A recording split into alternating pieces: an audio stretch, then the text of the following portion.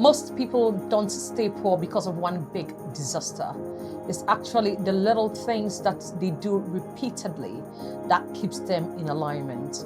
I am actually taking you to the spiritual headquarters. Just so you know, I'm not here to judge you. I'm human as you are. I have gone through this cycle and I know what time it was during that season, and I know where I found myself today, and I know what time it is this season. And so I'm not here to judge you, but I'm actually here to free you. The first sin I used to commit was a prayerless life. In my 22, 23, 24, 25, all these years I knew God. I have served since I was 12, 13, because my mom was a deaconess in the Presbyterian church. And so you didn't actually have a choice but to serve in the house of God. And through the service, I found myself in the choir. I was first enrolled in YPG. I became the president for YPG. And then I also became the secretary. I started preaching. I think the first time I ever preached was when I was actually 16 years old. I remember the pastor of the branch that my mom was a part of. The main branch was Kanda Presby in Ghana. And then the branch was Osu Akwaje branch. And I remember the Sunday before the day I actually preached, the pastor said to me, "You'll be given a word of exhortation the following week." And I said to myself, "Really? How about my mom? You should be talking to my mom about this." But then the pastor was like, "Well, you are." And that day, I remember, like as I'm speaking to you today, it was one of the days that actually changed my life. I must also testify that I then knew my parents' God. I knew the God my parents introduced to me. Then I hadn't had my encounters yet. There's a difference. And this is where people get it wrong. You having an encounter with God is actually different. You knowing that God your parents introduced to you is also different. Match the two together and you can actually testify of this God. Before budget, before investing, before discipline, we need to talk about alignment. A prayerless life is a directionless life. And a directionless life becomes a financially chaotic life. Prayer is not just spiritual. It is strategic. It is where God gives wisdom, clarity, conviction, and correction. In all your ways, acknowledge Him, and He will direct your path. That is Proverbs 3:6. If you are not praying about your money, you are guessing the future.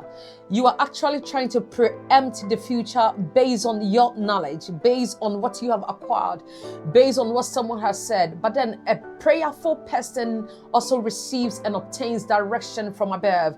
That inner conviction, that silent voice, is a direction you receive that you do not actually pay attention to. But see, I'm here to make it clear to you.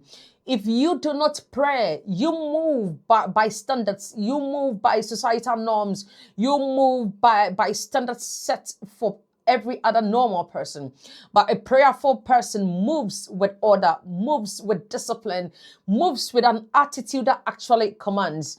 And if you are not there yet, may I encourage you to actually start praying towards your finances. Pray about yourself, pray about your family, pray about your next chapter. But finances, that is what I'm talking about today. Do not be prayerless. So that's the first sin I was actually committing. I was prayerless, and that is why I didn't actually knew much in these areas. I didn't know much about finances, though I had studied finance all my life. I've been a business student all my life and studied finance all my life. But yet, because I was prayerless, but then when I embraced that outer core of a prayer life, my life changed. The second sin I was committing was actually living without a plan. I'm still talking about my 22, 23, 24, 25. I remember at 22 when I had said, I want to be a millionaire at 25. I want to be married at 25. I want to have my little kids before I am 30. Well, this was me actually trying to preempt the future. Now, let me ask you a question. Will you get into a car, close your eyes, and hope that you actually arrive at the next destination? No. But unfortunately, that is what we're doing with our finances. We do not actually plan. And that is a sin. There's no budget, there's no target, there's no tracking. Where there's no vision, the people perish. And that is Proverbs 29 verse 18. You don't perish instantly. You perish slowly through drifts. Now, this actually is not a restriction. It is a direction. I want to have a map that will aid my navigation. And so if you tell me to meet you at point A and I'm unable to navigate myself to a point A. That's a total failure on arrival. What am I talking about? Am I bringing my family on this financial journey? If you have a partner, are you bringing your partner along? If you have your kids, are you educating your kids about that too called money? You see, there must always be a plan. If it's education, am I actually planning towards this education? What is going to be the source of funding of this education? Am I getting help from the government? Is this something I've actually saved towards? And if I am, either way, what is the remedy? So you see, I actually have a plan. And same with relationship, with the decision to be in marriage, to be married to someone, there must be a plan. Do not close your eyes and believe in that fairy tale and assume that yes, it's gonna work and it is fine. Now, there must be a plan, and that is one of the sins we actually commit. The third sin that impacted me hard is a sin of no upgrade. There came a time in my life where education-wise, I was static. And so all I knew is all that I knew as of then. I wasn't embracing the future. I wasn't embracing the norm. And this is actually a financial sin. At every point in life, you need to ensure you are upgrading yourself. Either mentally, spiritually, financially, there should be some form of an upgrade. Now we are actually entering an economy that is going to be driven by AI, robotics teachers. How much of it do you know? What do you actually know about the new economy coming up? It's actually going to be a boom. But now hear me. Some people aren't stuck because life is hard. They are stuck because they haven't upgraded anything in years. And that is something I actually suffered. I'm talking about the habit, your skill, your mindset, your income, same circle, same excuses. You cannot pray for a new season while living like the old one. If you read Isaiah 54 verse 2, the Bible says, enlarge the place of your tent. Therefore, your next level requires your next version, a new version of you. That is what is actually required for the next chapter. The fourth scene that was actually draining me was a scene of a lifestyle worship. Every year, or at most every 2 years, I want to change my phone. I want to get a new upgrade. If I have a laptop, I want the newest version. I'm always complaining of my car. I want a new car. I'm buying clothes here and there. But trust me, since I embraced the newness, all of this became something of the past. Now, if you are spending to look rich, you are actually sacrificing your opportunity to become rich. And since I changed all of this narrative, my life changed. And for some reason, it's actually impacted my community, those who come close to me, my family, my friends, those who are actually in touch with me. Most of them, and please comment here if you are somebody I know and you have tapped into me one way or the other. You realize there's actually an impact, and suddenly it actually works. And suddenly, I spoke to someone and the person said to me, I knew Minister Yvonne wouldn't be here. And the question I asked is, how do you know I wouldn't be here? She said, I just knew. This time, at this place, I know you were invited, but you wouldn't be here. What does others say of you? The fifth sin that actually took me to the dark end was the sin of accepting debt to be normal. Usually around the 18, 16, 15, 14, I'm actually complaining about the next paycheck. And my credit card was up to its notch. I wasn't financially disciplined. How come you have studied finance, yet you're not financially disciplined? And to me, it's a conflict of interest because I need to live what I'm actually preaching. But you see, that was the sin I was actually committing financially. And when I had that reset, it became a thing of the past. It is not because I'm doing something better than you are actually doing. It is because I've applied the principle of discipline, order, and consistency in my life. The ones I spend on, I make sure I clear them up. I'm the person who will buy a car on a credit card, no interest paid, and then pay this card within 18 months. No interest, no debt. I just know what to do with money now. And that is why I keep impacting life. That is why I keep touching life one at a time. And so please, yatfinance25@gmail.com. If you are the person struggling with debt, if you are the person who did not actually know what to do, I do mentoring and coaching. I help people align, bounce back on the right path. Send me an email, and you never know, I may be the next person you needed. So I've got my phone here. Let's do a little bit of a reality check. Now you can watch this here whilst I focus here. I'm trying to just bring to your forefront what the numbers could actually look like. So let's say you have a credit card, which balance is actually £5,000. So the limited £5,000, and the balance on the card at the moment is £5,000. Now, when I say the balance is £5,000, I actually mean you've actually used the entire credit card and now you are paying it down. So let's say you have your £5,000 here. Sorry. And usually, depending on your credit score, you may be having between 18% to 32, 36%. Unless probably you are a YAT and you know what you are doing. Forgive me, that was a bluff. All right, so we have it by 18. I'm trying to be charitable. You know you are getting 26, you're getting 32% on your credit cards. But then let me be charitable and say 18%. And so £5,000 times 18% equal to, and that divided by 100. So in a year, this is how much you are paying. You are paying actually £900, but this £900, you are unable to pay it at a go. The reason is because this is not a loan. And so the interest on your credit card is actually calculated monthly on the actual APR. And so if I divide this 900 by 12, that is £75 you are paying each month. The question I'm asking you is this actually worth it? No, we can do better than this. So the 16 I was actually committing was a sin of saving but no investment. I wish I had started investing when I was 12 years old. The reason is because I have 3 kids and everyone is in the market. The moment I push you out, your account is already set up. I didn't get this foundation, and I do not blame my parents for this. They did the best they could. What they know is what they actually did. And what I know is what I'm actually doing with my kids. But when I was 12, 13, 14, and I was still a student, and I was getting my £5, £10 here and there from my parents, from relatives here and there, I wish I knew what investment was. I wish I was reading the books my kids are reading. My first child is 10 years old, and the kind of books that this young man is reading. Sometimes I ask myself, am I gonna be able to continue?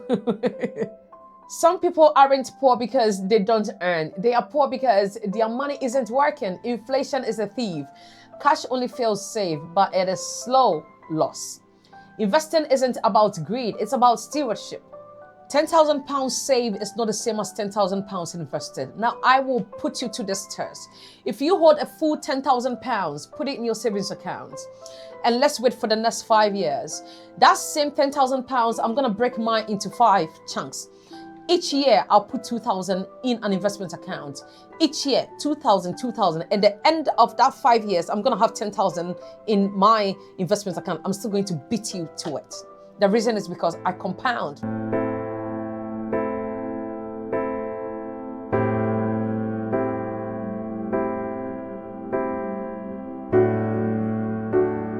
You may not even understand what I'm trying to say. That is why I said everyone needs a mentor, a financial mentor, a financial advisor who actually supports you on your journey of financial freedom. £10,000 saved is not the same as £10,000 invested. 7th sin I kept committing, which I thank God is a thing of my past, is a sin of one income. It is scary. Your base first initial income is for your bills.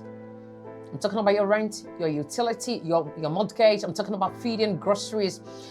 That should be the baseline for your household and your day-to-day living. If you really want to achieve financial freedom, you need to be having a minimum of 3 income streams, a minimum. And you may be asking yourself, how do I even do this? I'm talking about what is depository in you.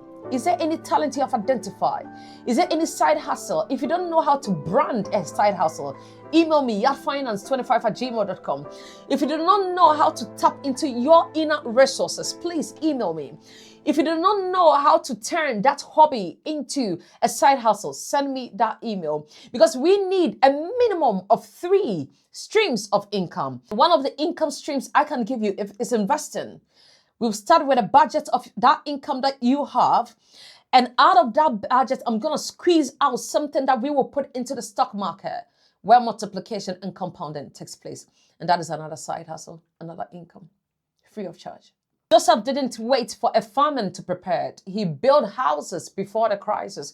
And so when the crisis came, other nations had to run to the prime minister. Why? He was building in silence during the rainy season. The 8th sin I actually committed was financial ignorance. Trust me, you may be studied. You may have done accountancy, chartered accountancy. You may have had the best finance qualification. You may have done your CMAP. Talk of all the finance qualifications you may actually be able to obtain. But I bet you, with ignorance, you end up with nothing. And ignorance sometimes actually have nothing to do with what you've studied, but pure indiscipline. That is what ignorance actually breeds to. And this is what I actually suffered for years. So others may say, I am just not good with money. No, you were never taught. But today, ignorance is a choice, and choices have consequences. Learning money is not a personality trait. It is a skill. And this skill, everyone can obtain the skill.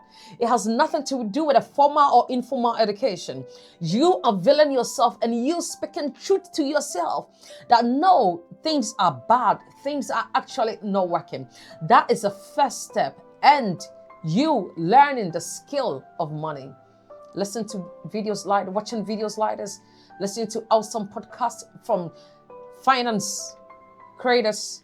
That is how you build. Reading the right books. This is how you acquire the skills. The 9th sin I actually committed was a sin of expecting God to provide without me moving. I thought I knew God. I thought I could pray. I thought I could speak in tongues. I thought I could be diligent. I thought I could do well by just being a good neighbor, being a good person, a kind person. And that alone should be enough for God to bless me. No. The only time the glory of God shows is after hard work. It's after a plan.